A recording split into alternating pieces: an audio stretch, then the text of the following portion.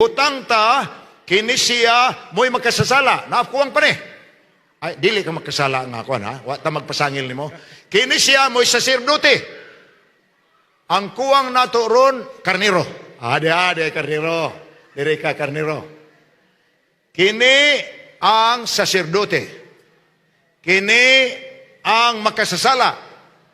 Kung makasala ni siya, ang Biblia nag-ingon, mapasaylo lang kinisiyas iyang sala kung magdaa siyag halad nga karniro. O, dahil hato imong halad. Wato. Okay? Sa nadaan ng halad, dalhon niya sa sasirduti. Okay? Dalhon na. Kining pare ni, sasirduti. O niya, lingkod lang ko no, igsoon konsihal. Anak. Ingon dayong sasirduti sa makasala. Hala, isugid na ang imong sala. Busa, ang makasasala magpatong sa iyang kamot sa ibabaw sa ulos karniro.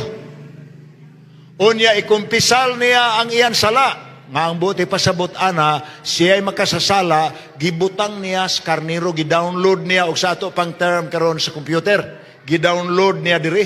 So karon ang iyang sala gibalhin niya diri sa karniro.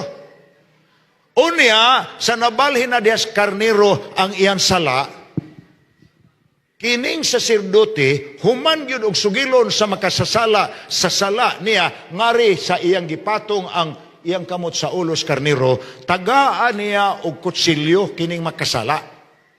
Hatag niyang kutsilyo, unya iyang suguon ang makasala nga ihawon ang karniro, nga mao na ron ang mitubos kaniya kang iyang sala, gibalhin naman niya diri. So, dili na siya ang mamatay. Siya manuntay makasala, siya may mamatay, kaya mo manay balaod. Apan karon naa na may manunubos, kini nang manunubos niya, mo'y mamatay mo ng iyang luglugo ng ulo. O niya, patuloon niyang dugo.